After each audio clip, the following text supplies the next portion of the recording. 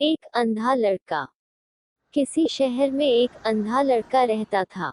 हर रोज वो किसी भीड़ वाली जगह पर बैठ जाता और अपने सामने एक टोपी रख लेता। वो अपने साथ एक छोटा सा गत्ते का बोर्ड रखता था, जिस पर लिखा था, मैं अंधा हूँ, कृपया मेरी मदद कीजिए। कभी कभी तो दिन भर में उसकी टोपी में उसके खाने पीने जितने पैसे आ जाते, लेकिन कई बार तो उसे भूखे ही सोना पड़ता, क्योंकि आते जाते लोगों की नजर उसके बोर्ड पर पड़ती तो कोई उसकी मदद कर देता और कोई नजरअंदाज करके चला जाता। ऐसे ही वो अपना समय काट रहा था।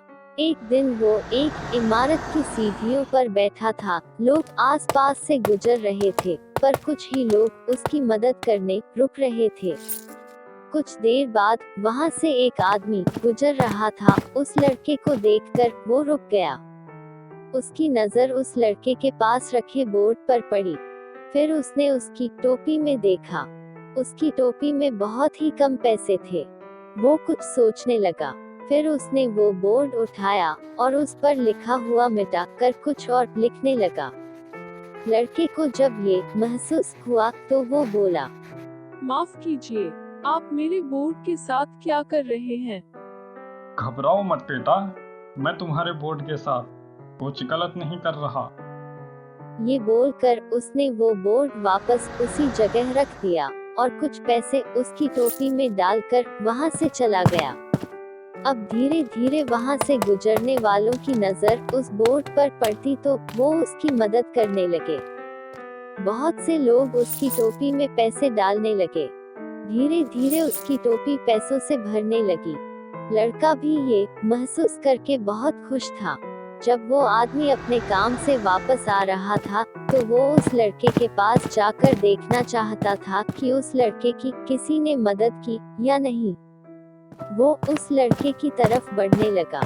जब वो उसके पास पहुंचा तो उसने देखा कि उसकी टोपी पैसों से भरी हुई है।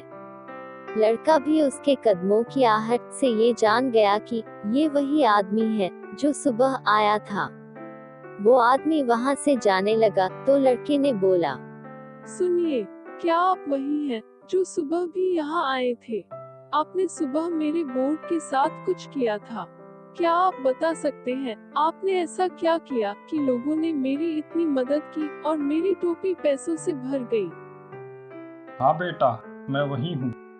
बेटा, मैंने वही लिखा जो सच है, लेकिन कुछ अलग शब्दों में। मैंने लिखा कि आज एक बहुत ही खूबसूरत दिन है। अफसोस मैं इसे देख नहीं सकता। वैसे तो दोनों बातों का मतलब एक ही है। दोनों बातों से ही पता चल रहा है कि तुम अंधे हो, लेकिन जो मैंने लिखा उसका लोगों पर एक अलग ही प्रभाव पड़ा। लोगों को ये एहसास हुआ कि वो कितने भाग्यशाली हैं कि भगवान ने उनको आंखें दी, जिससे वो इस खूबसूरत दुनिया को देख सकते हैं। इसलिए ही लोगों ने तुम्हारी मदद की और तुम्हारी टोपी रुपयों से भर गई। ये सुनकर वो लड़का उस आदमी को अपनी मदद के लिए धन्यवाद बोलता है। फिर वो आदमी वहां से चला जाता है।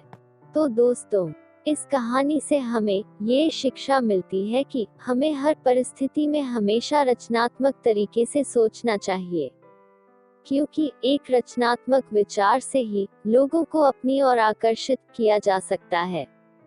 और दोस्तों, हमारे पास जो भी है, हमें उसके लिए ईश्वर का शुक्रगुजार होना चाहिए। और अगर हम किसी जरूरतमंद की मदद करने में सक्षम हैं, तो हमें अवश्य ही मदद करनी चाहिए। दोस्तों, आपको ये कहानी कैसी लगी? कृपया कमेंट करके जरूर बताएं और वीडियो को लाइक जरूर करें।